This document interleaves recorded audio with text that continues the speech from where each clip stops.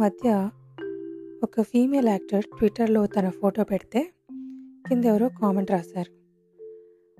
అబద్ధాలు చెప్తే ఆడపిల్లలు పుడతారంటారు, వీళ్ళ నాన్న మర్డర్ ఏమన్నా చేశాడేమో, అందమైన ఆడపిల్ల పుట్టింది అని.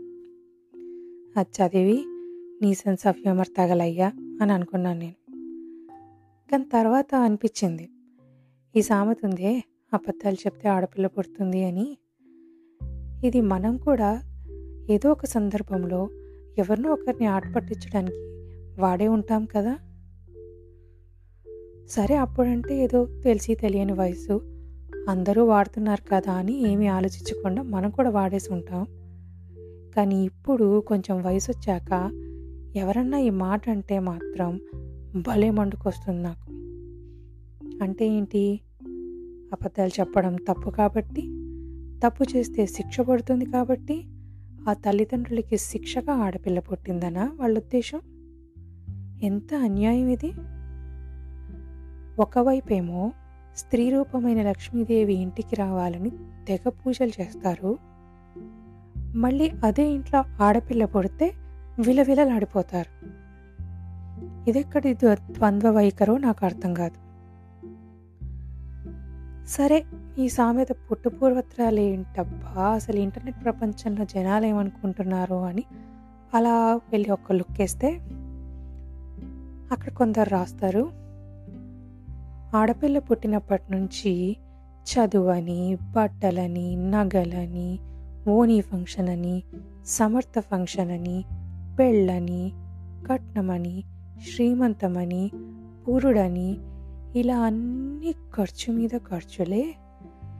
వాళ్ళు పుట్టినప్పటి నుంచి తల్లిదండ్రులు డబ్బులు కూడబెట్టడం మొదలుపెట్టాలి. ఇది వాళ్ళకి ఎంత పెద్ద భారం కాబట్టి ఆడపిల్ల పుడితే శిక్ష అని అలా వచ్చి ఉంటుంది అని.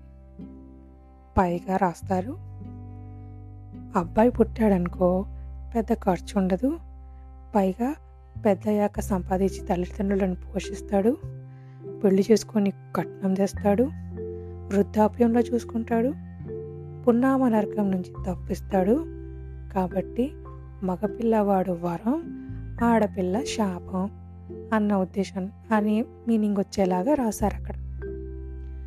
ఏడుసార్లే అనిపించింది నాకు.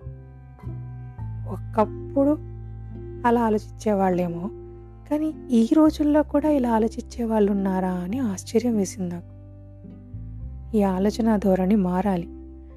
మగపిల్లవాడు పుడితే ప్లస్, ఆడపిల్ల పుడితే మైనస్ అనే మాటలు ఇంకా ఆపాలి. అమ్మాయిలు అబ్బాయిలకి ఏ విషయంలోనూ తీసిపోరనేది గుర్తించాలి.